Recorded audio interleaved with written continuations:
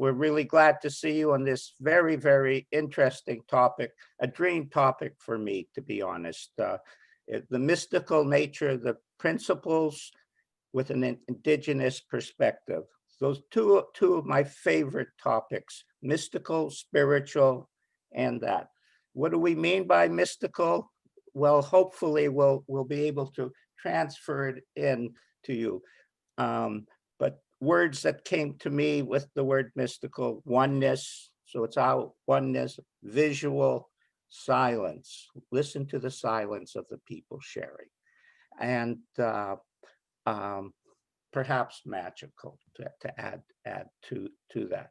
Now, the most mystical person I have ever met is Sydney Banks.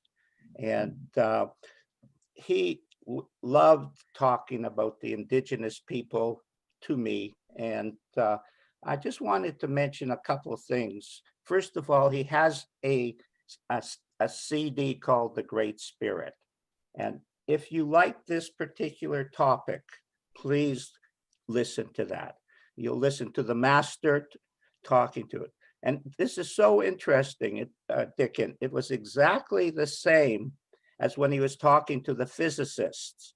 He phoned me up before he did the talk, and he wanted to know something about the Indigenous way of thinking, spiritually, of course. And I said a little something, and then he talked. And he was an expert. He was an expert on Native spirituality, but he didn't know any of the details that involved in it. And the other thing that he said, don't use mind, thought, and consciousness. Use spirit, thought, and consciousness when you're talking to the Indigenous people. So you'll hear a lot of words about spirit, and that's a reality that I'm very comfortable in, because when we first listened to Sid, that's what he mostly talked about. So that's a really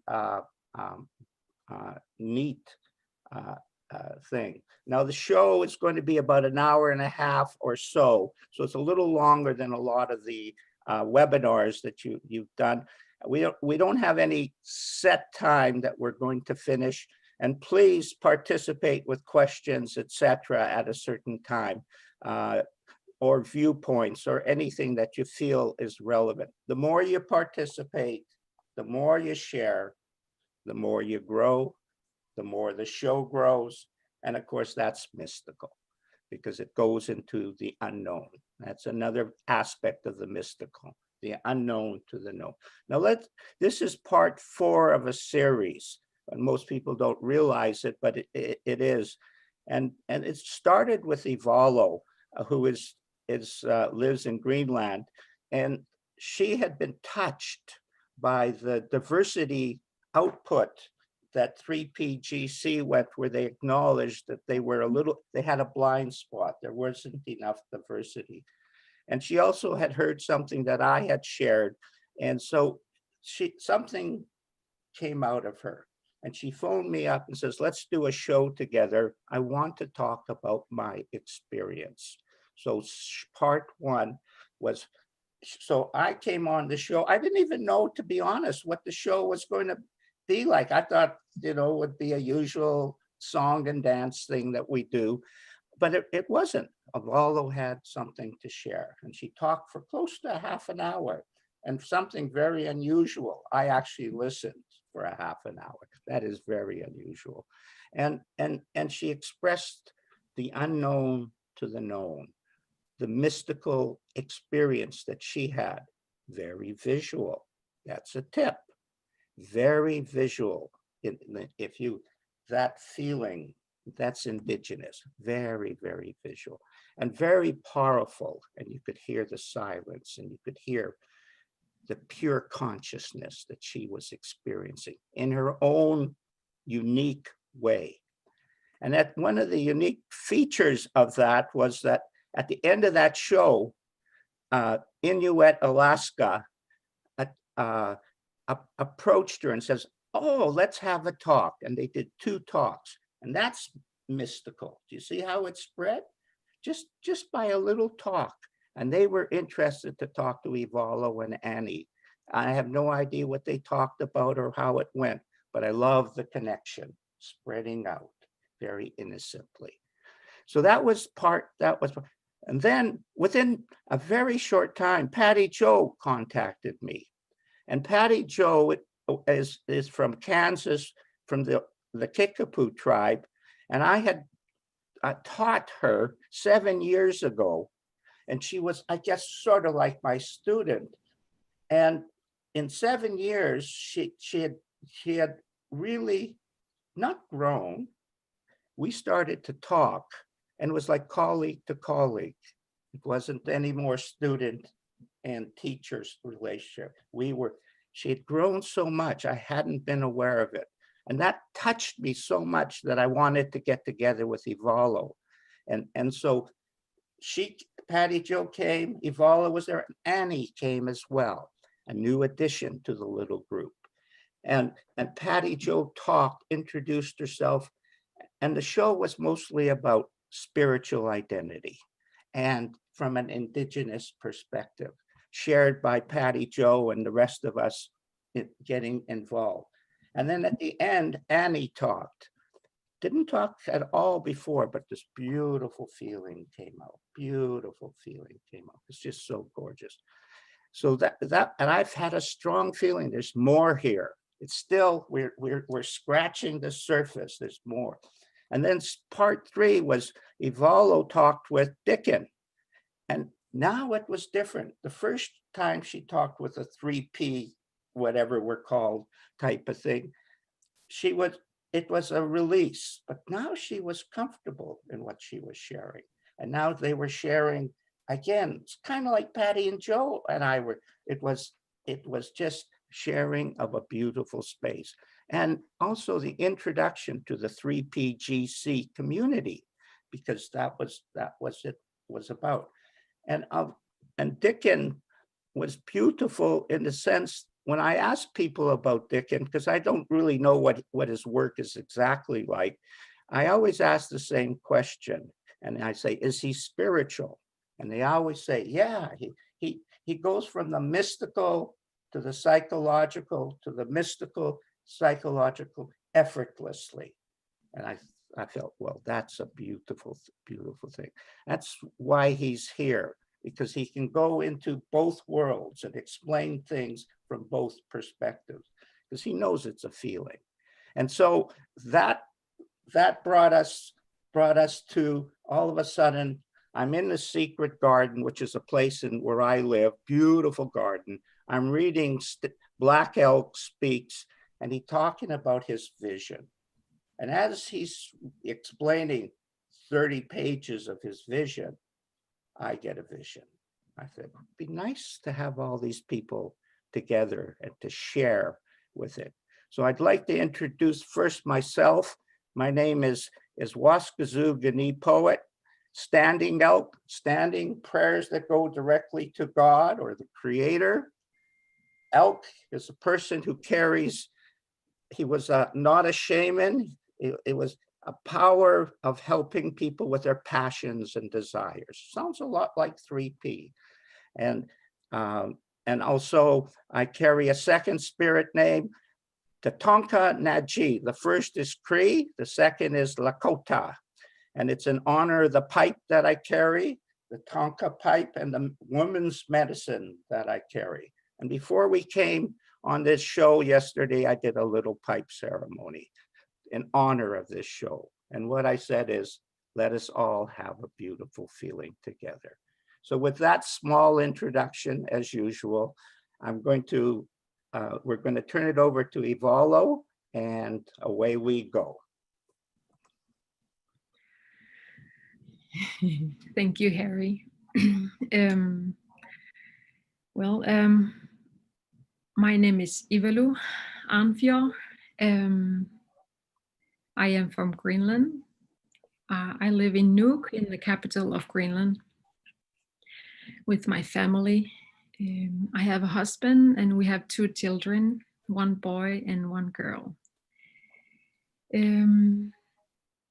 One day, more than 2 years ago, I listened to an audiobook, which I didn't really know what was about.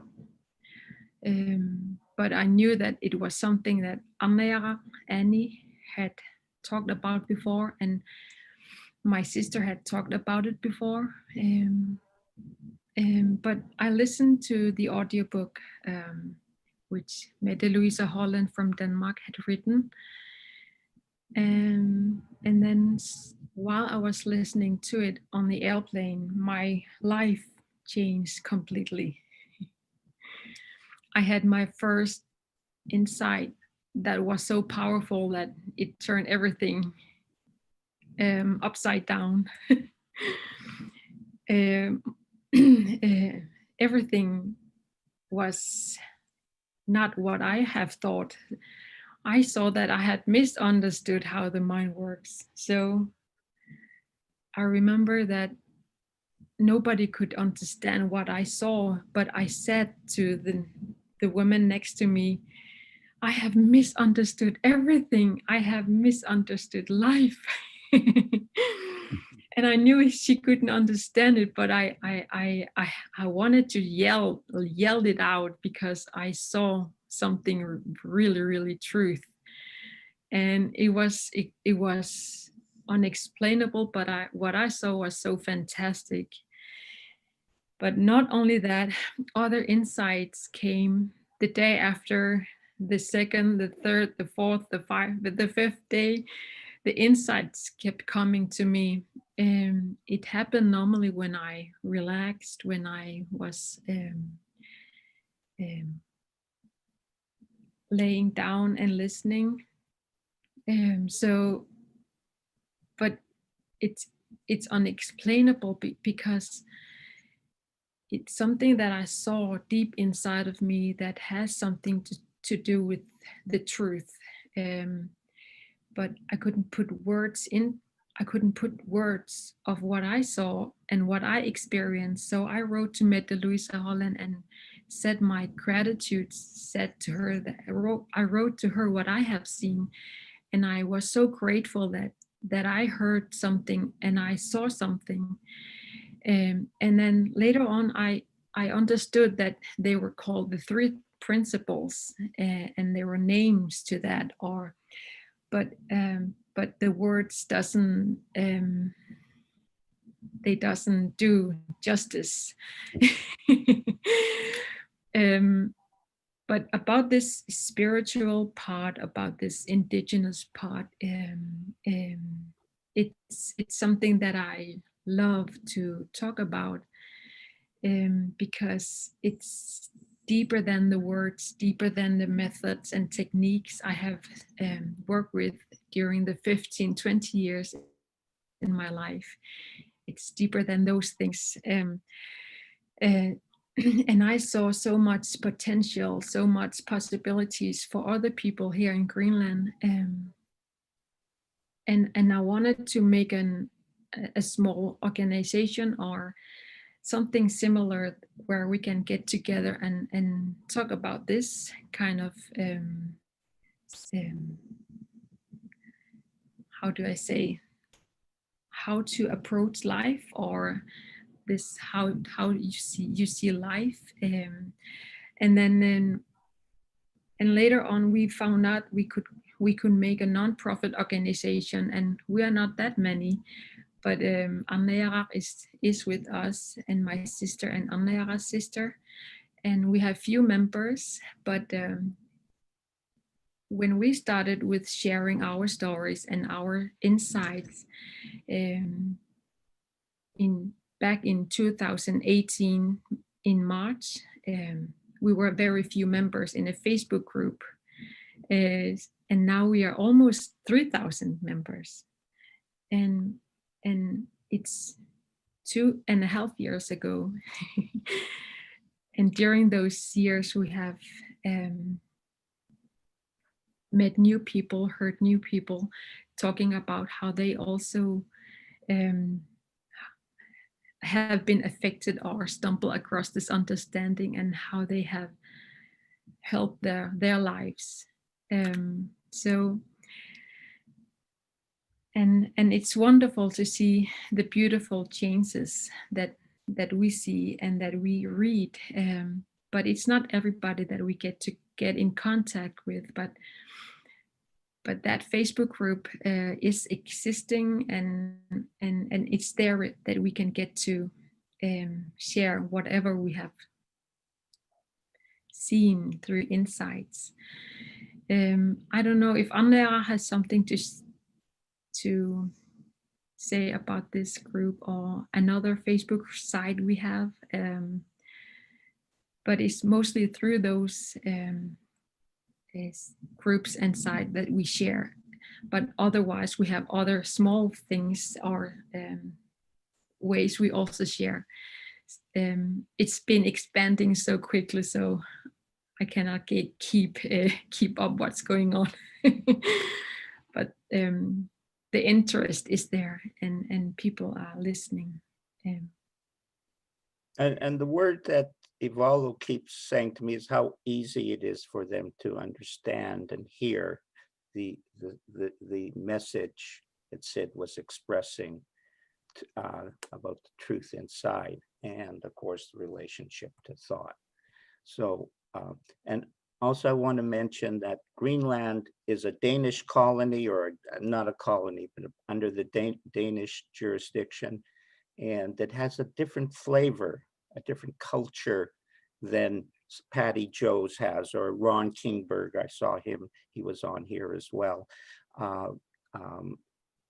That feeling, it's different expression on the outside, but inside it's the same Indigenous feeling, because we're all Indigenous to the three principles. We're all Indigenous to truth. Annie, do you have something you'd like to share? Yes.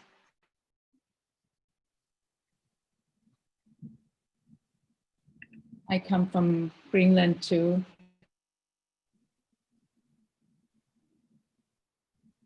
I came across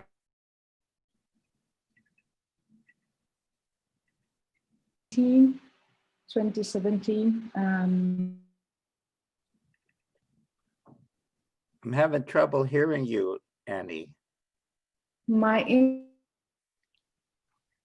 Maybe we'll go to someone else, Annie, and then come back to you if you can fix that a little. Fine. Yeah, okay. You said so, they're having a big storm there, Harry. Oh, okay, okay. So we have either Patti Jo or Dicken, whichever one would like to chit chat. Tell story is the way it really says. Everything in the Indigenous world, you can't just say, I know this, I am this. It always has a story, and it's a story that carries the feeling of it, not the I am this. In our world, the non-Indigenous world, I am this, I have a PhD, so I'm an expert. None of that is true in the Indigenous world. It's you have to tell a story, and the story has to have a beautiful message to it. Maybe Patti Jo, can you talk a little bit? And Sure. Okay. Sure. Yeah, I'm here to help, and I'm here because once again, I'm your friend, and I appreciate that relationship. Can you hear me okay? Oh yeah. Yay. Okay. Just checking in. Well, thank you very much for the invite. My name is Patti Jo Wawasik. I go online, Pamasmo Kwe. That's my Indian name. I think I explained what that was a little bit in my previous meeting with you. I'll share again because I know that we have some newcomers here today. Maybe it'll help a little bit kind of understand, where I'm coming from. But, my people, Native American Indian, we're originally Algonquin, woodland type Indians from the Great Lakes area. We got removed, in the 1800s, of course, and had to move to Indian reservations. And one of the settlements was in Kansas, Northeast Kansas. And that's where I live. That's where I make my home. My people, Kickapoo tribe in Kansas, even though I'm Kickapoo, it is still a little bit of a diversity within that tribe, because we have Kickapoos in Texas who settled there. We have Kickapoos who settled in Oklahoma. And the Texans and the Oklahoma Kickapoos, they still have preserved their language. My settlement here in Northeast Kansas, we're just mainly English, and our language is one thing that we lost, probably because of the boarding school era, is my guess, is my theory, because it was so close. Haskell, Indian, junior college. Back then it was Haskell boarding school. Today it's Haskell Indian Nations University today. It's located in Lawrence, Kansas. It's only about a little over an hour drive from here. And that was the reason for that institution, was to, I guess, psychological genocide, and to assimilate Native American Indians into the American Gen Pop culture. And that institutional trauma teachings affected my people. So we have a few people that still preserve the language, but we're English for the most part, English speaking. And but back to my Indian name, we still carry on our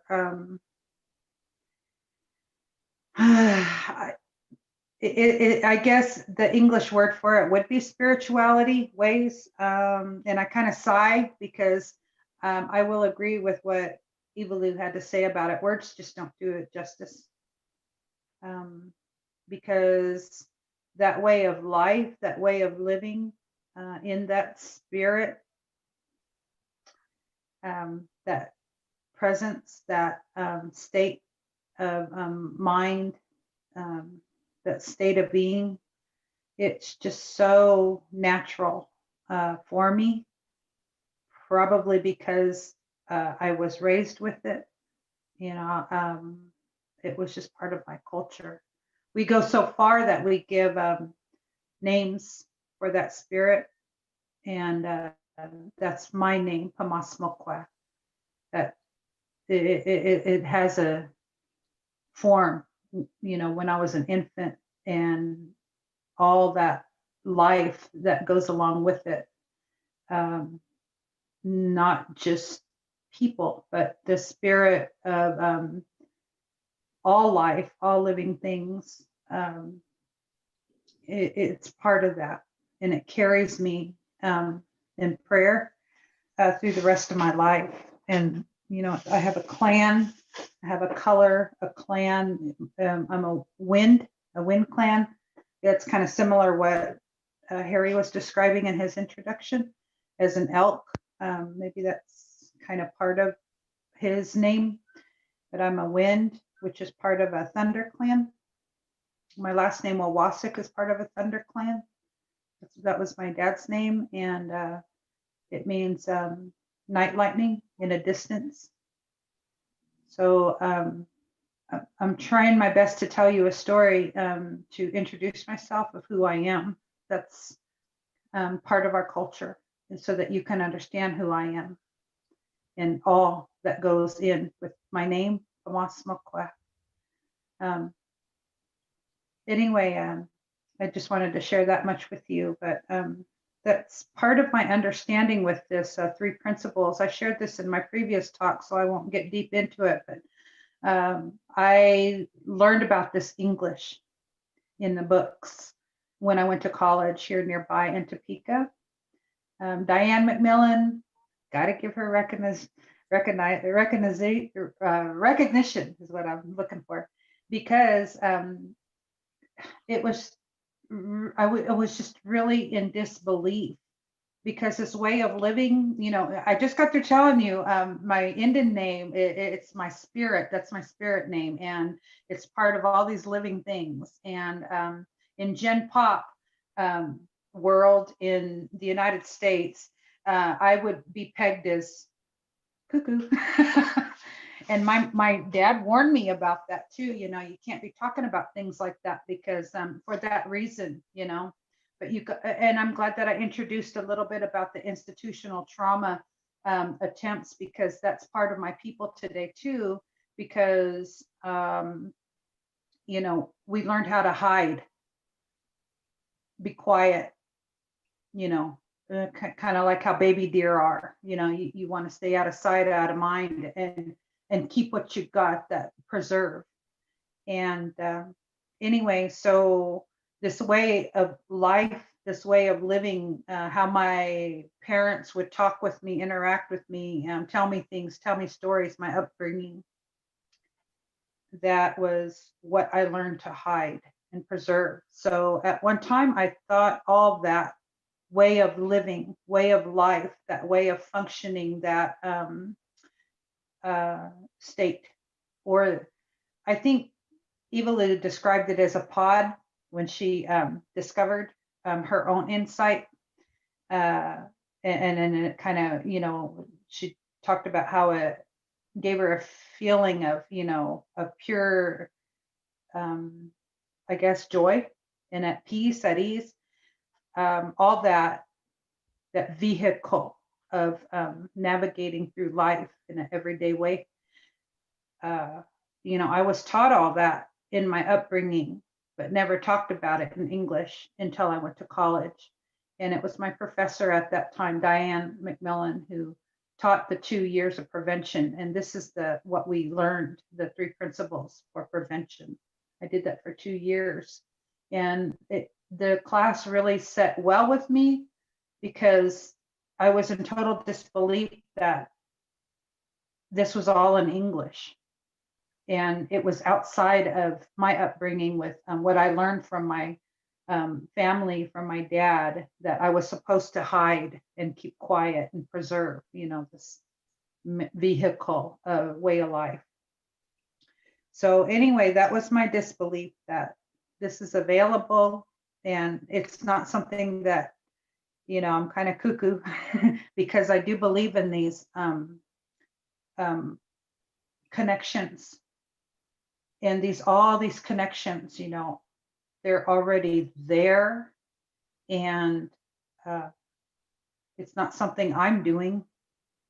It's just something that, you know, all I have to do is kind of plug in and be that way on a daily, you know, at each moment is how it's described in English. So I try to be that way as much as I possibly can, because, you know, for me personally, you know, that's who I am. That's, you heard me describe, that's the stories that I was given from my own dad, you know, and he learned them ways, not from this book. He didn't know anything about these things. He was a World War II veteran, you know, he was in that era. So the book wasn't even in existence then. He learned them from his people through telling stories and hearing things and interactions with family, and, you know, through example and all that. So anyway, those are kind of my thoughts about what we're talking about today, and spirituality, and kind of how I am able to present my personal experience. And this is what I understand, that this is all very personal. And what Harry was describing, it is innate, the English word that I learned back then. It's innate, not only Indigenous, but, you know, I understand that we're all probably Indigenous at one time. You know, in English language, they call our brain, we got a primitive brain. We all do back here, you know, and the ability to have instincts and insights, and that natural good feeling, and being able to just plug into that purity, that good feeling, that good vehicle. That's all I got right now, Harry. But Hey, thank you again for Well, you'll have more. inviting me. You'll have more to share. Sure. Yeah, you know, one of the words that Patti Jo used was a word that Sid really loved. He said, the indigenous people understand instinctual. And he says, use that word. And when I asked a very wise elder, very, very wise elder in my territory, I says, why do the indigenous people so easily walk into silence? It's because it's very noticeable that when they step into the spiritual reality or the mystical reality of life, silence is amazing. And he said something that made so much sense to me. He says it's instinctual to the people. So whether in Ivalo and Annie's culture, they don't have as strong a cultural link as Patti Jo has, but the silence and the understanding of spirit is instinctual to the people, and that's what I picked up. I was surprised that they didn't want to talk about their culture and so on. But I wasn't surprised that they had an indigenous feeling that I could relate to, because it's the indigenous feeling that's within every human being. And that's really the message of this show. Every human being has this indigenous feeling. Sid called it a spiritual identity. And that's where the goodies are, just to use him. And with the goodies, maybe Dicken, you could roll into what you'd love to share. You have to unmute yourself, Dicken. On the far left.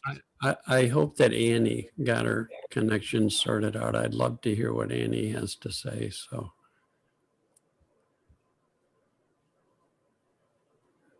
I don't even see her. Yes, I think it's better now. Can you hear me? Yeah, it is better. Yeah. You want me to start? Mm-hmm. Yeah. Okay. My name is Anna. I'm from Greenland, as Ivalo, from Nuuk. I first heard about the 3 principles from my father. He was reading a book from Middle Louisa, Holland, and instantly when he began to talk about the 3 principles, I felt empty. I was home. Up to that point, I was always anxious. I was always anxious. I thought it was normal, but I didn't understood what my father was talking about, but I was home.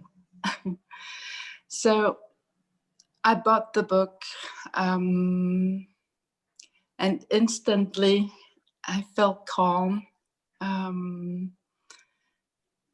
I began to see the faces of the people around me. I began to listen to them and really could see their faces. It was like entering a magical world, but it was all the same. It had always been there. It was beautiful. So I came home. Yes, as Ivalo, I have had several insight, like we are the universe inside of us. I just changed. I just stopped talking and listened to people around me. Some could see the change in me. But it was so beautiful, and it is still beautiful. Some days I feel off, like I have too much thinking, but I just know that it will come off again and I'll be here. the beauty is always here. So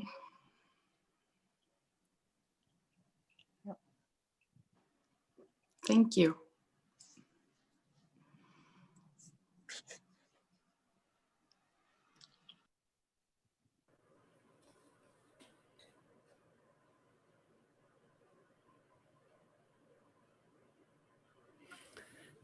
It's a real honor to be here with you today. Thank you. Last night, sitting quietly, thinking about getting together, the phrase came to me, bathed in spirit. I've never had that thought before, bathed in spirit.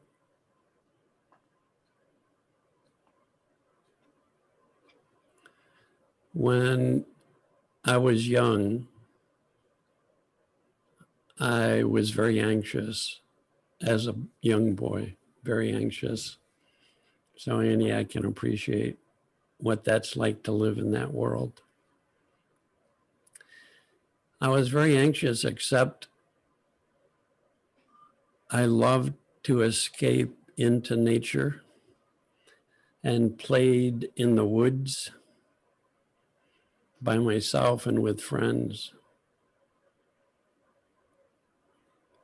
But I liked it best when I was by myself and could climb to the top of the tallest tree or find a place underneath bushes where I could look out and not be seen, or be by the side of a lake and gaze into the water. And the insecure person disappeared. And I felt bathed in spirit. And I became the tree, the lake, the leaf falling, and felt free. But every time I started thinking about myself and my life, and I did a lot of that kind of thinking when I was with other people, I felt a different kind of alone and separate, very insecure again. Later, I discovered meditation, and I started studying the mystics and cultures all over the world. And they talked about this space within. So in meditation, sometimes after many hours of meditation, I'd go, as Ivalo was saying, I'd go beyond all the words, all the thinking, all the ideas, all the beliefs, all the concepts, and be bathed in spirit again. I thought it took a lot of work to get there. So I worked, did tons of techniques, studied other people's ideas for what to do and how to do it. I became a psychologist because I was very interested in well-being. I studied that. I did not like the idea that people had illnesses, psychological illness. That never made sense to me. So I found people that saw the health in people, and that began to point in this direction. And then after being a psychologist for 10 years, I came across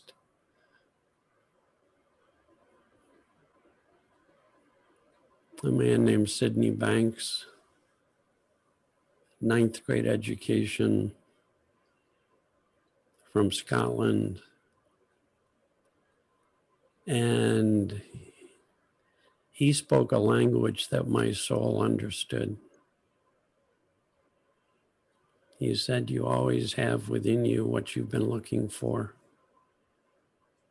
We live in a spiritual world. Our thinking creates separation and difference, but we're a thought away from dropping out of our thinking. It doesn't take time, doesn't take effort. It's available to everybody. It's one little step beyond our precious thought system. He said one time, we're one little step beyond our babbling thought system that's just talking away. And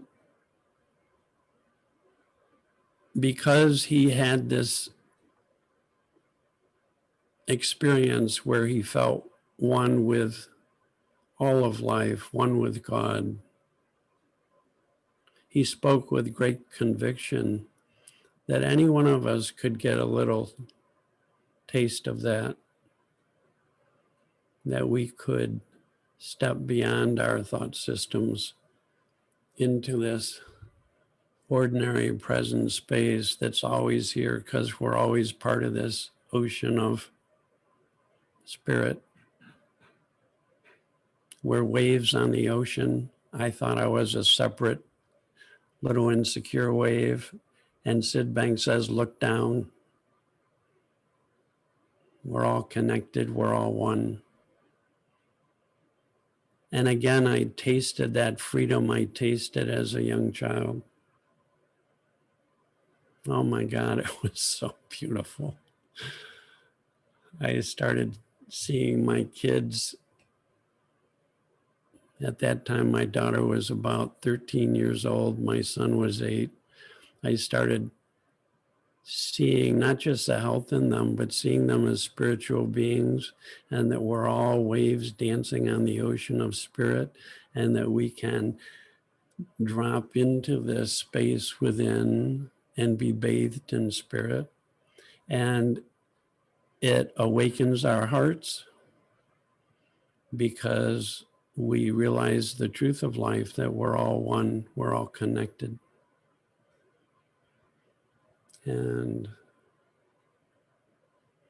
it's the only thing, it's the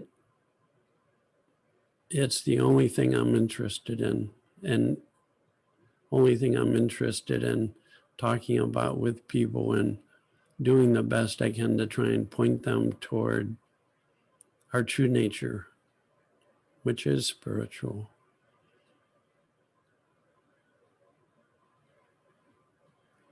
I had the COVID virus, and I was as sick as I've ever been in my whole life for 2.5 weeks. And I woke up on day 18 and every symptom was gone. But you know what else was gone? All of my little mind thinking. And I had 4 days where I felt like I was a newborn. And all I wanted to do was walk outside and be outside. And the wind on my cheek would bring tears because it was so beautiful. And the light on the ocean in front of where we live brought tears, and the birds singing was the most beautiful music I've ever heard in my life. And I had a gift from the Creator. I felt like this was a gift to have 4 days. On day 5, I heard this voice and it scared me. I was like, what is that? And I realized it was just my usual self-talk. But my relationship to it has changed. It was like I wasn't interested. It was like talk to my hand. So it just helped make even more real the world of our ideas is an illusion. When that falls away, because it's just an illusion, it's like a dream. When it falls away, then we experience the real world. The spiritual world is the real world. And then, as Sid Banks would say, we get really good at going back and forth between these two worlds. And the world of thoughts and ideas and communication is a playground now, not to be taken too seriously, and we can have fun playing around with ideas and thoughts. But as soon as there's any kind of tension, stress, it's saying enough of these ideas, enough. Drop in, drop out of the world of separation and difference into this space within where we can be bathed in spirit and be made new again and be uplifted in spirit and be renewed, made new again, renewed in spirit.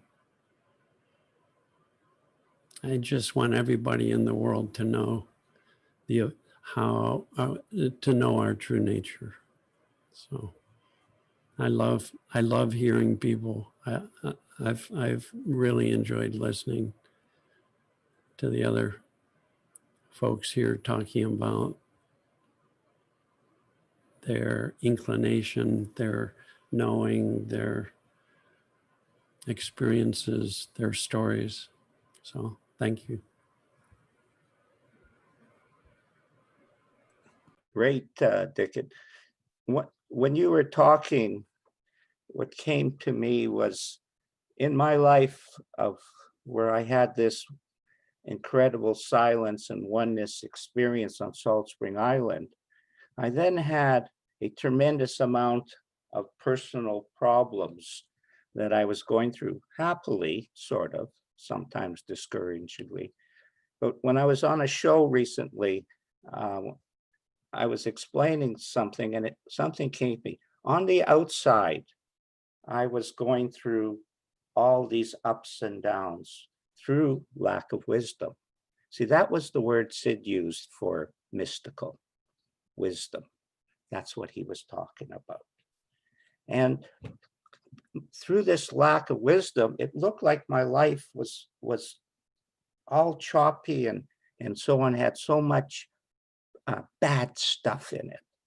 On the inside, from that initial mystical experience, it was growing effortlessly, beautifully. And the reason at a certain point it reached a tipping point was because life is spiritual, what Dicken was talking about, bathed in spirit. That's the reality of who we are. If we want to have answers psychologically, that's beautiful. But Sid talked about the spiritual world. And I don't want to keep using Sid as the thing. I, like Dicken, have come to the one absolute conclusion. What is happening on the inside is the truth. And what is happening on the outside is a thought-created reality. The only reason it was up and down so much was that my lack of wisdom, not going to the wisdom, not accessing the wisdom that is natural. And then we talk about effortlessness. It turns out it's a lot easier being happy than being confused and doubtful and shameful, etc. So I want to share one last message. When I was talking to the spirit, now this is indigenous stuff, but I hope I'm not going to get too much into that. And I said, why am I not helping more indigenous people? And the spirit answered to me, as clear as, of course, it's inside out, of course, on one level. It said to me, you do your best and we'll take care of the rest. And that is actually the way it works. All we have to do is do our best as an ordinary human being, because that's all of us are. And the spirit will take care of the rest. But Sid said another thing to me once. I said to him, boy, spirit moves slow, doesn't it? And he said to me with a big smile on his face, "Yeah, Harry, real slow." That's how it works. Ivalo, could you share a little bit about your experience? Just not the full, but just a touch, just to give the people a touch of the feeling. While I was listening to you, I came back to the time when we started to talk with each other, Harry. You sent me a link with Sydney Banks, the great, the great spirit, and I was listening to it at work, and I wanted to transcribe it all of a sudden. And while I was transcribing his text, because I wanted to make it as readable, or maybe translate it into Danish later or Greenlandic later. But while I was in that, it came back to me that that I am one with everything. I am one. It's like one of my first insight, where I was in a silence. I haven't experienced any silence that was so tremendous. While I was in that space where everything was dark, it's like being up in the sky in the night, and there was nothing. It was all dark, and it was so silent. The silence was so tremendous that it was super loud, because suddenly everything was still. Everything was so silent, and it kind of like it was very sudden change. And then in this silence, it's like being in a vacuum. And then I saw this light from a distance, where I couldn't see if it was sun, if it was a source, if it I couldn't figure it out what it was. It's a round circle. It was light, but it was also transparent, and but I saw that I was away from it, but also a part of it, and I couldn't understand what was going on, but I had this sensation of that I was part of it. And then whatever I thought, is it a source? And then it turned out as a source. Is it a sun? And then it turned out as a sun. And it's like, oh, I'm playing with it. It's me who get to decide what it can be. It was this tremendous creativity among us, between us, as us. And I have told Dicken about this before, and I also saw that while I was away from it, in the distance from it, but I was also there. I saw that I was like in a bird. I was flying, like in the top of a bird, and I was flying. It was so beautiful. And then it hit me. I am home. It is my home. But it's not home in a sense of in this physical world or in this physical form, but it's inside of me. And then I get to be free. And I was so amazed. I was in a kind of shock, like, what? It's happening right now, but it's not happening here. And I thought, oh, that's what they mean when they say heaven on earth, having a home inside of me, not when I die or when I get to paradise. But it was like, what? It's inside of me. I get to experience that. It was like so mystical, but it's still unbelievable to my intellect, to my little mind. to really understand that. But I know that that I experienced that this fantastic insight that was shown to me, that was revealed to me, that it's never outside, it's always inside. So what I saw, that this freedom of being, to be whoever I want to be, or I have this unconditional potential to be who I wanted to be. I can be. It's like finally I can get to be me, because I am home, even though it's like mystical part of me, but it's here anyway. So it's difficult to explain that, but I hope I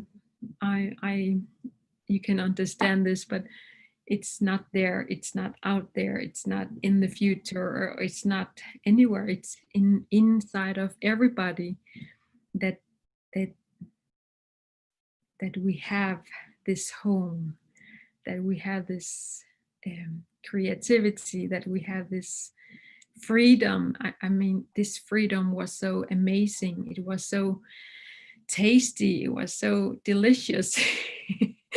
But sometimes I forget that. But I know while I was listening to this, Sydney Banks were talking about in the Great Spirit, it was that sense I get to be in again. Oh, it was that what he meant. The Native Americans or Indigenous people, when they describe this spirituality, or with the connection of the nature, or being with everything, it's what they mean. I get to have a experience it as a little bit, as a little taste of it, because I have never experienced it like that before. So it's one of also those insight I had, where I got to see my true identity, which was creativity, which was freedom, which was also unique for me, because everybody is unique and they get to experience it their own way. And then you have to experience it, experiment it. I mean, experience it on your own to understand what that is. But it was so amazing, and I loved when Sydney talked about it. It's so beautiful to be in a to be a drop in an ocean, or an ocean in a drop, and I get to experience both of those explanations, where I am part of it, but I'm also part of everything. So it's unbelievable.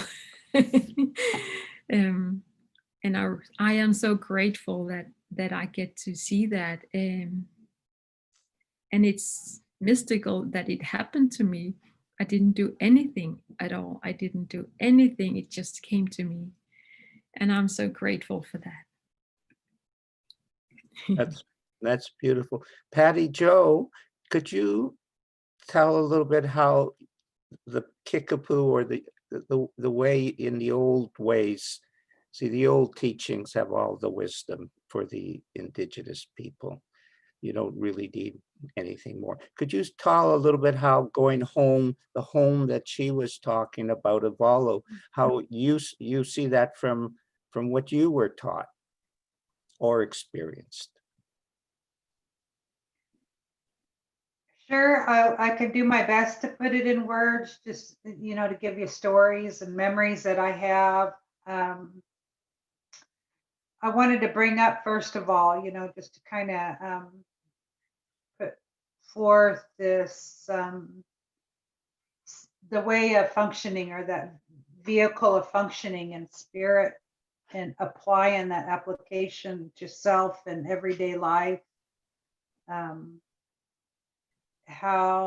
then in addition, that connection with others, because I think that it's too important to not overlook that connection. And I think that might be part of what you're maybe kind of talking about or leading toward, I guess, is that connection. First of all, before I get to that, I just want to kind of tie it into what was already said here. When Dickens was sharing his memories of childhood memories, that brought good feelings to me, and that's kind of part of the answer that you might have been kind of looking for, Harry, or what my thought is of how to answer your question. That experience of,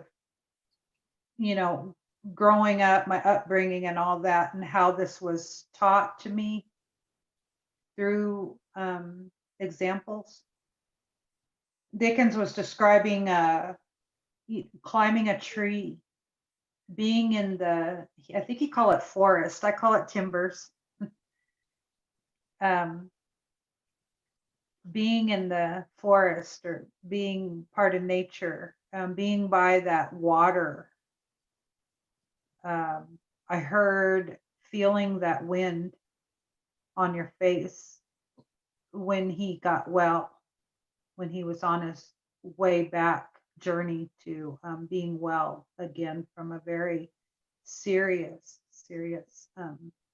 illness that we're all living in, navigating through, and trying our best to be a survivor of the Hunger Games of 2020. Put an analogy on it. With all that being said, the way he was sharing his experience of being one with nature, that connection was there for me because he brought back good memories in my primitive long-term thinking brain of similar situations, just as recent as yesterday, taking my grandbabies out into nature and just having conversations with them. Interactions really with my own grandbabies who are only 3 and 4. Grandma doesn't have much around here, but grandma really gives them quality time when they do come here. And I am involved in their world, their experience when they're here with grandma, that feeling. And I remember that feeling, and I guess that feeling was given to me from my own grandma when I was little. I was her world, and I know what that's like, that experience, that connection. She didn't tell me in words, she just did it through her actions and brought me in together with her through listening, through paying attention to my social cues as a child, no judgment, keeping it simple like that.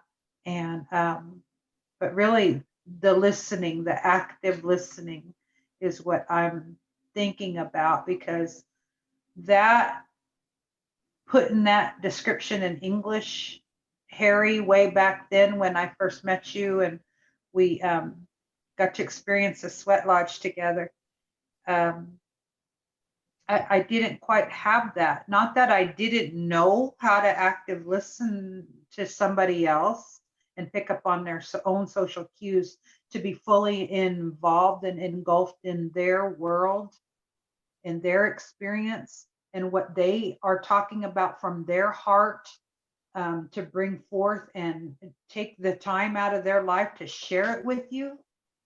All that process, I didn't really realize the importance of that because of my own thinking back then, my own reservations of what maybe if it had to do with self-worth, self-esteem, or just a thought that I had that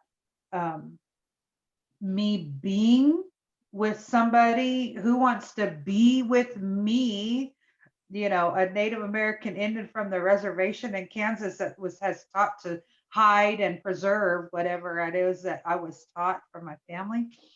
So I don't know if that was the thought that was keeping me from actively listening and being with another person, to have that connection. But that's what I am thinking about now as you ask me some of my upbringing. That was modeled to me by my family, and that feeling.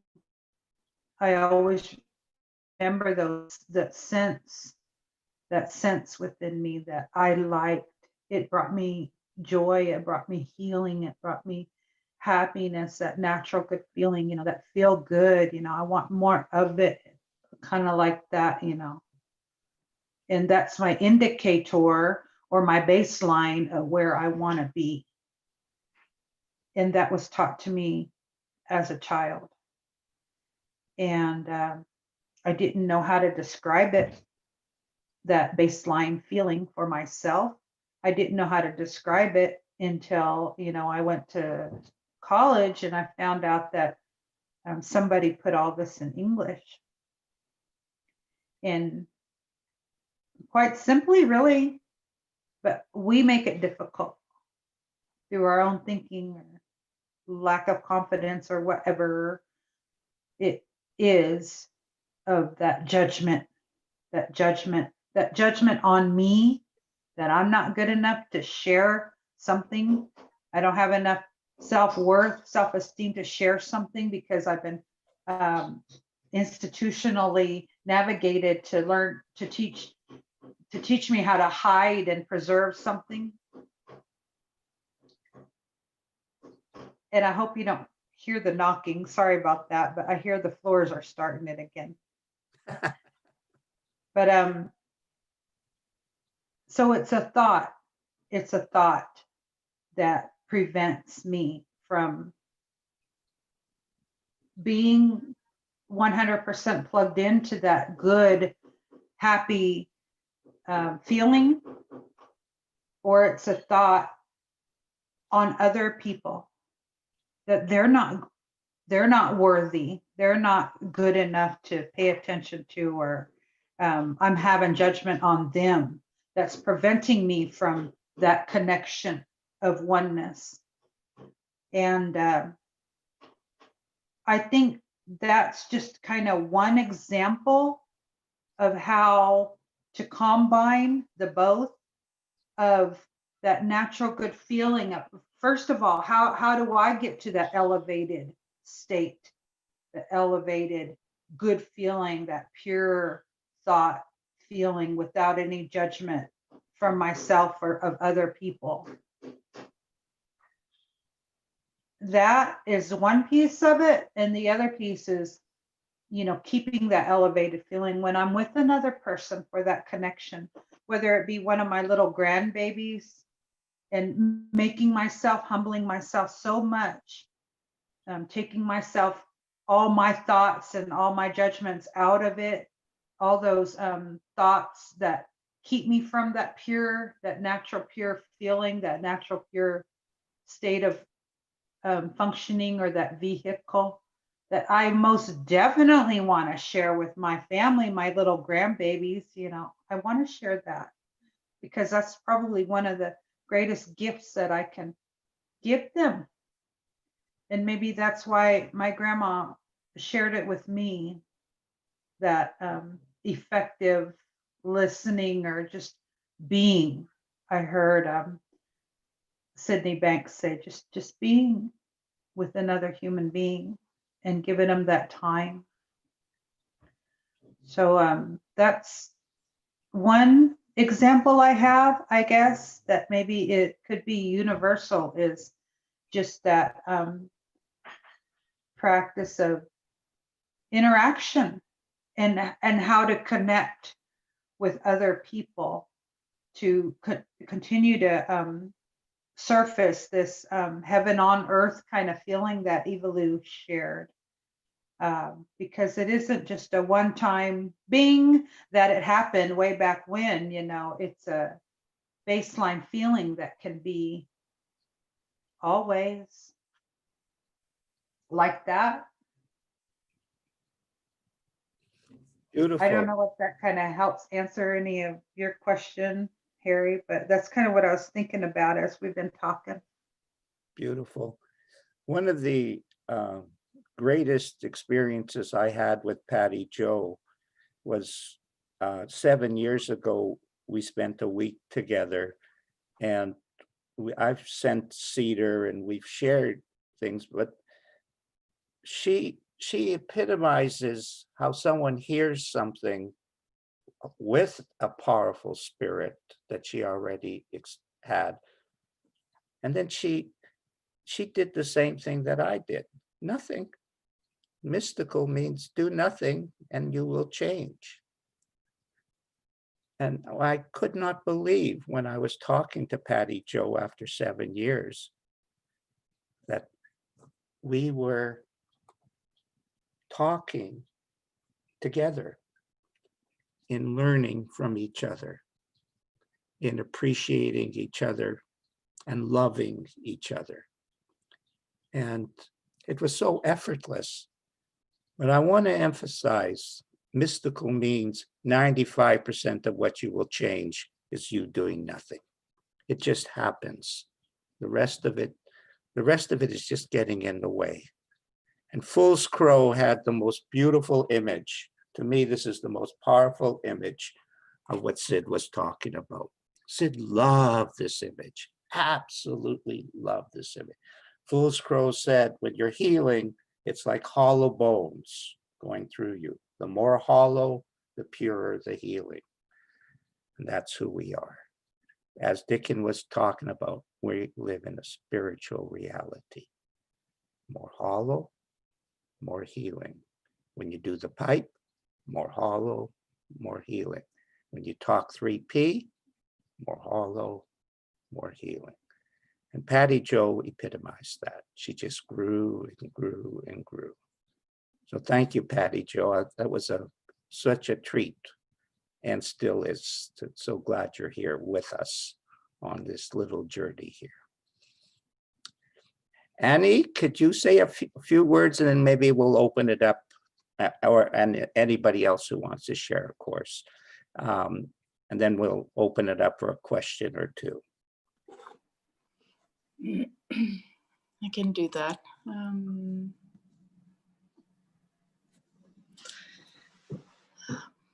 Thank you so much for your talks. I also thought about my grandmother when Dicken was talking. I just remembered where I felt so calm when she was talking about Inuit stories, about Sila, the spirit where every living being or a stone has spirits, and we all are the same material. So I just remembered her.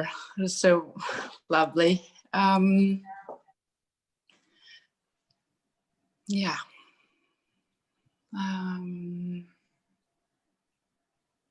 I'm just in a great feeling right now.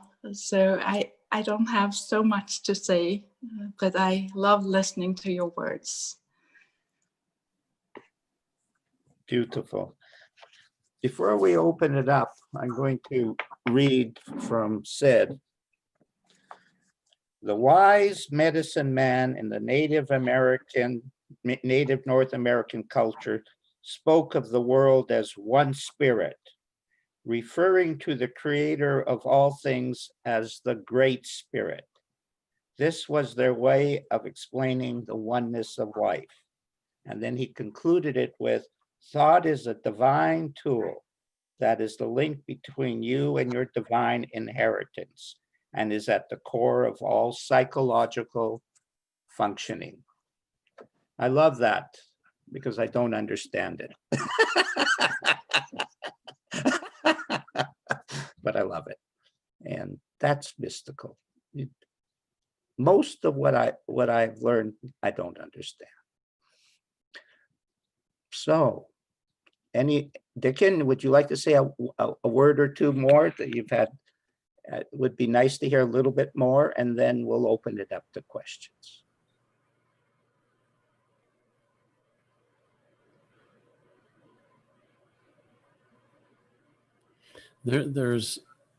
I hear this when I hear people sharing today, is there's such a deep feeling that goes along with spirit.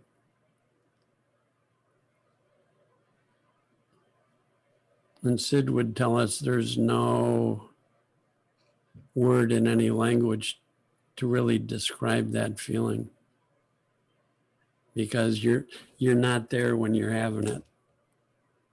In order to put a word on it, you'd have to come back into your thinking, personal thinking mind, ego. But it is such a nice feeling. It's just the feeling of being surrendered to this moment as it is. If I put words on it, when I go beyond the judgments and noise of my personal thinking, I experience deep peace. When I fall beyond my thinking, my senses sing and come alive, and I experience enjoyment of life, enjoyment of the moment, enjoyment of having a cup of tea, enjoyment of watching the birds at my bird feeder, enjoyment of the senses. And that in that deep inner quiet, there's always a feeling of being more closely, intimately connected with anything that is in this moment, a person, a tree, a bird, the lake, and that's love. So it's just a feeling. At one point, Sid says, you put all those feelings together, peace, joy, love, compassion, caring, put them all together. That's what God is. That's the experience of the truth of unity, of oneness. And I thought that was beautiful, just beautiful. So I'd say it's all thought. Good news is we can wake up out of thinking that burdens us. And he would say, listen for a feeling.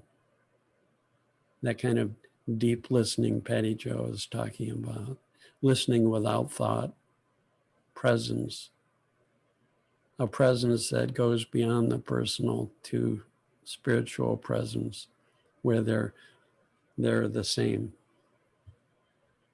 So, just wanted to say something about the feeling. Yeah, Sid kind of talked quite a bit about that. Yeah, I guess. Yeah, quite a bit.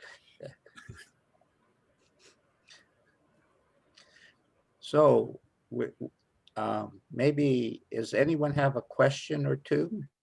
That would be really nice to see where we go with that. There's lots to talk about here. Go ahead. Hiya. I can only see myself at the moment though, so I say that's better. Oh yeah, hi. I got into kind of the principles in March. It was when we had the pandemic, because I started reading a book by Mara Olsen that talked about thought, and then I kind of discovered Sid, and I was kind of like kind of tickled on nicely, and then I started getting these kind of insights coming, and I woke up in bed, and it was probably for about 5 seconds. I suddenly felt all this positive energy going into me. And then I kind of had the thought and it stopped. And then it just felt like I've been plugged into a plug socket, and I was getting, I can just see myself again. So I just felt like I was getting like thousands of volts going into me. And I suddenly started getting all these like insights flying into me. And it was also like this little poet woke up. So I started writing all these poems as well, kind of about the principles. And, but then what was happening, I kind of suddenly felt like my consciousness was leaving my body. And so like for probably about 2 weeks, it just kind of, I lost 2 weeks. And then I texted a friend, like kind of excited about I was getting all these insights, and he'd had a similar experience, and he was actually a Three Principles trained facilitator. And then he spent about 30, 40 minutes just talking to me, and it kind of brought me back. But I was also doing a course with Michael Neal, and I was on his Facebook, and I was kind of putting all his insights up, and he kind of recognised, and his secretary, Lynn, and she rang me as well and spoke to me for about 30, 40 minutes, and that kind of brought me back again. And then she suggested listen to Sid. And so I kind of stick Sid on just for like hours, sometimes all night, and it would kind of bring me back. And so the question I want you to ask, is that kind of what the Native Americans would describe as spirit walking? And is it actually literally your consciousness leaving your physical body? And if it is, can you kind of become permanently lost if somebody doesn't bring you back? So I guess that's my questions. That looks like one for you, Patti Jo. Yes, nice to meet you, Joe. Hiya. With your question, I would associate that with flying. I'm going to call it flying. Okay. Yeah. And the only reason why I know about that is because I got sick one time. It was about, I think 5 years ago. I got real sick and I almost left this world down. Yeah. And real similar to what Dickens was saying and describing his COVID experience. Earlier, he was very ill. And my experience of being very ill and how I understand it, I'm giving you some words of, again, what I've been told. And when I tell you something about what I've been told, I mean, I, spend time with elder people. I live in a village, I live in a tribe. So our culture is that we still interact, mingle, small knit community, and we're raising each other's kids. Not that they live with us, but we see them on a daily often, and we watch out for others in like a small rural community. Mm-hmm. And so with that being said, that's been my experience of upbringing. And one of my relatives' dad, who is no longer with us, he aged and gone on his journey, but he talked about flying. So this is a older description. I explained to you at the beginning of the talk that Native American Indians, we go so far to naming our spirit. I'm Pamasmokwa. That's my Indian name. My English name is Patricia, Patti Jo. And so I have a spirit within, similar to what we're talking about here. I was already born with it. I got a name for that spirit when I was a baby, an infant.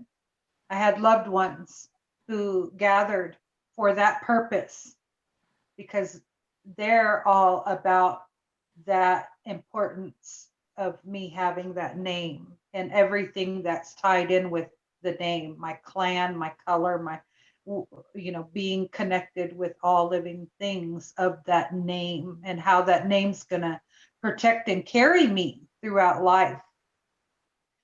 Well, when I got sick and I almost left this world physically, my inside of my body, it started to shut down, go on survival mode, I guess. And that's what the doctors was telling my family, and how much of a chance I had to live, come back here or whatever. I was asleep, and like Dickens was saying, my mind was kind of going still. I mean, in my mind, my brain, I was not at a risk, I was good. I was just kind of going through a time, I guess. But I was dreaming that I was inside that hospital building, and I was I could see the tops of people's of their heads, my relatives. I was going to different rooms in that hospital, and I still remember it to this day. So maybe that's the best memory I have to describe this out of body experience that you're talking about. That's my experience. And I don't know if that's similar to what you're kind of experienced or something close to it. But yeah, I remember seeing folks, it was like a dream. Yeah. And the next day when I woke up, I just wanted water, water, water, water, water. If I could just have water, I think everything's going to be all right. And that was 5 years ago. And here I am today. I'm very grateful.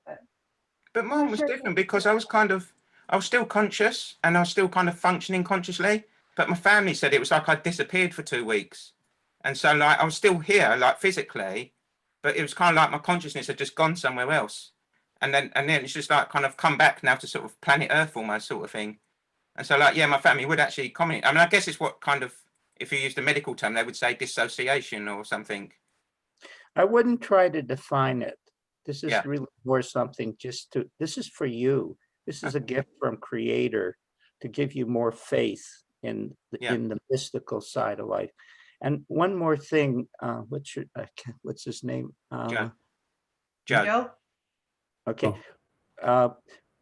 When you open up to the mystical side of life, like you're talking about that mystical experience, gifts come.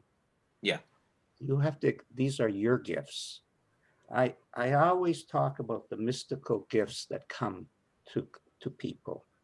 That's, you open up to that, it opens up portals in your mind, portals to new areas of what that is. I could hear everything from Sydney Banks, but I needed to go into the native world to understand certain things. It was just my path, my way. If you don't question it and just start to experience who you are, those mystical gifts will become very powerful and you'll use it. But yes, nobody will understand what you're talking about. Yeah. That's just a given. And you just enjoy it and say thank you, because you notice one thing about all the speakers here, lots of gratitude. And that's the most important. Thank you. Thank you. Yeah. And it's beautiful. Any other question? Hello. Hi, I have a question. Oh. Oh, please go ahead. Yeah, so my question is that I've been experiencing great shifts in my journey of this spirituality. Lately, I've been listening to Sydney Banks, and it has made a great shift in my mind. And my question is for my mom. She has obsessive compulsive disorder. So for the last 2 days, I played Sydney Banks videos, and although she doesn't understand a word of English, she is feeling better.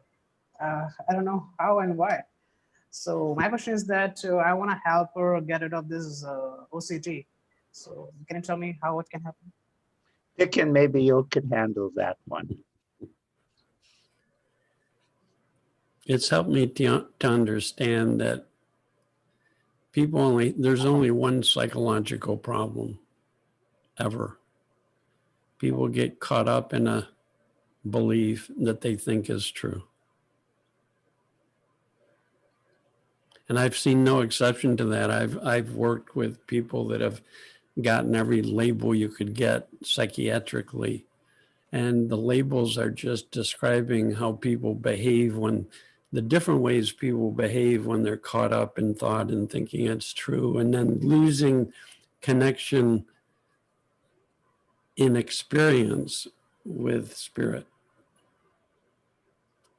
And so when people listen to Sid Banks, since he talked from such a place beyond thought, it helps remind people of their true nature. Joe, that's all that's happening to you when people talk to you. They remind you of your true nature, and you drop out of whatever underlying belief you were caught in, and you go, oh, it's back. I'm back. My true self is back. I feel. So the problem is we get disconnected with the wisdom of spirit. because we get so caught up in our intellect, in our ego, in our ideas, in our beliefs. So there's always hope, Karen, for your mother. Exactly. There's always hope. I've worked with people who've been labeled OCD. They get very caught up in the content of their thinking, like I do when I get caught up, like anybody does when they get caught up. One problem, we get caught up in our thinking. One cure, we wake back up to our true self. So of course your mom can realize the truth of that and see that more deeply for herself. And as you see it more deeply from yourself, just your presence alone will begin to have the same effect on her that when she listened to Sid Banks. Same thing. When we drop into spirit, we have an immediate impact on what's around us, and affects and influences the creative nature of life, as Ivalo was so beautifully talking about us. It's all one web of life, one ecosystem, one interconnected system. So as you get quieter and touch these deeper feelings, that's also going to be helpful for your mom in ways that none of us can really understand. It's a beautiful mystery. Beautiful, beautiful. Another question?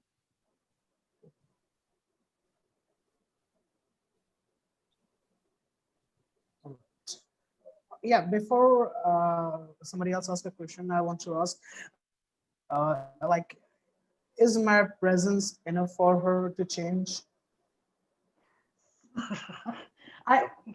Can you hear me? Can I answer that? Yeah, you can. Yeah, sure. Sure. I was wanting to say something, yeah, so much earlier, Karen, and your concern. You're sharing that same feeling with your mom that I described with my grandbabies. See, my grandbabies, I want them to have this good feeling because I love them. I want to give them a gift. I want to give that heaven on earth, as if how Ivalo was describing earlier. And that's all. Yes, you just answered your own question just right there.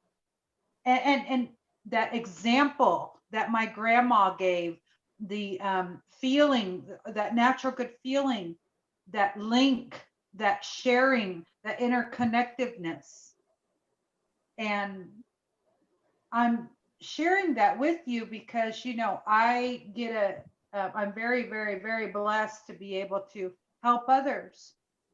And that is the connection because of my own thinking, my own thoughts that kept me from functioning in that vehicle of pure natural good feeling or in that calmness. Because see, Karen, I can't give what I ain't got. I can't, if I ain't got it my own self, I can't give it to you. You know, if my thoughts are here, there, everywhere, and like a butterfly, inability to focus, landing on a clover, landing on a leaf, landing on a flower, then I'm going to go on a grass and all over.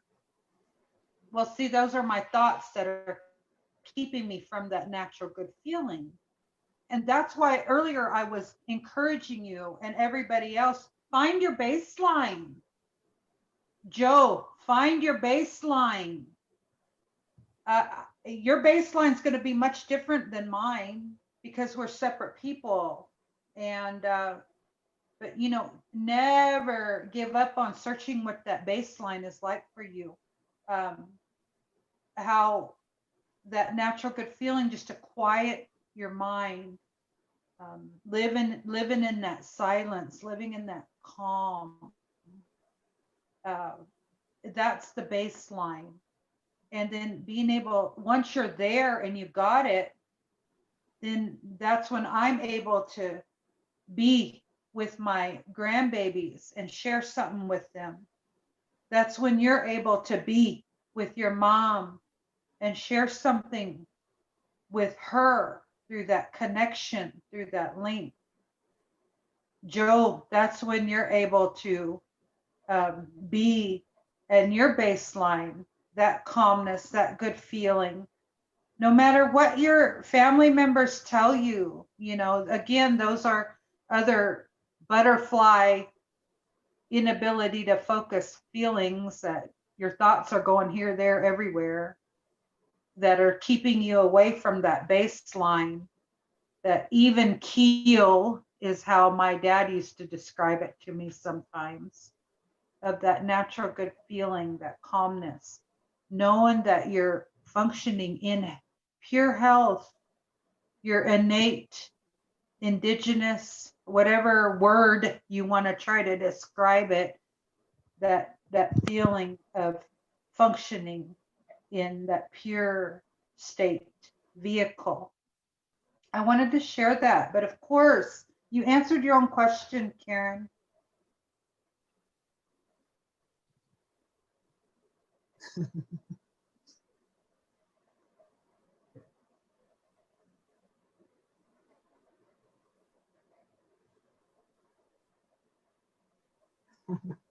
All right. Thank you very much. I'm grateful to Harry and Dr. Dicken and everyone. I have listened to you guys, and my life has been a big change. And thank you very much. Thank you. You're welcome. You're welcome. It has been a lot of fun. There's no doubt about it. It's been interesting. And once the feelings came out from it's obvious in everybody. That's what makes it so much fun. You listen to Dicken, he listens to me. We laugh, I laugh at Dicken, he laughs at me a lot. Just the way. Oh, it has been a very wonderful time. Thank you so much. Yeah, it has. It looks like, unless there's another question, it looks like we're coming Okay. to the end of it. And I feel, Ivalo and Annie, it's your presentation. It's something beautiful that's happening in Greenland.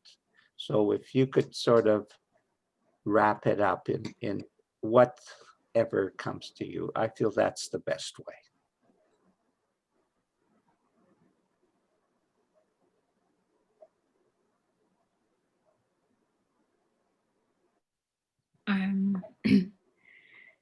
I think what it made it really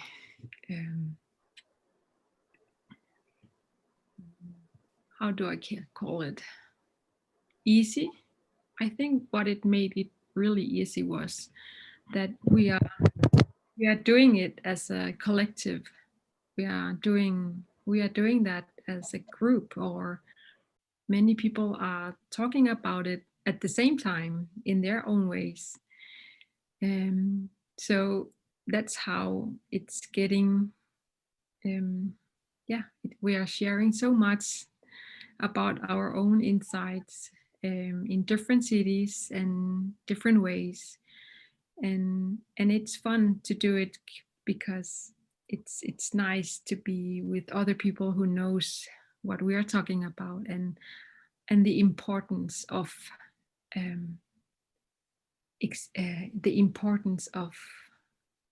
how this understanding is helping or remembering who we really are, and how easy it is to forgive.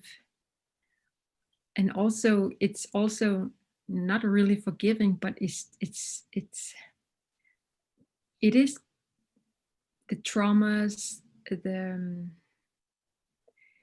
the history of colonization, or anything that has to do with bad memories. They were deleted automatically through insights. So it's just sharing how this understanding is cleaning or showering or bathing. Those misunderstandings is helping me see clearly how my life and other people around me. So it's wonderful that there are no efforts to get there. It's only through listening and being open-minded and yeah, only that. So I am very grateful that Andrea is here and all others from our group.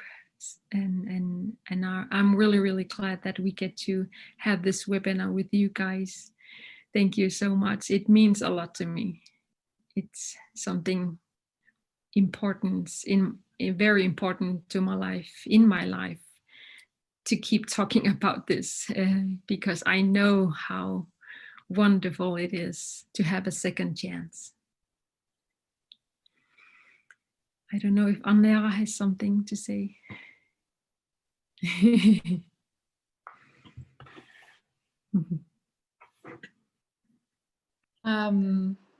I also want to say thank you, all of you, for joining this. As Ivalo said, it is simple. Sometimes the mind wants to get in the way, the ego, but we always come back to it. It's easy, the easy way, and common sense, surrendering. It's like trusting, but I don't have to trust because I know it will, the nature will help me in any ways. If I just surrender, let it go. So thank you all for this wonderful talk. So I think we're come to the end, and there'll be a recording, of course, that Ivalo will put out. And to all the sharers here, I give my heartfelt feelings to you as well, and to the people who attended. Honestly, we're so glad to see you. We're so glad to see you. Thank you for coming. And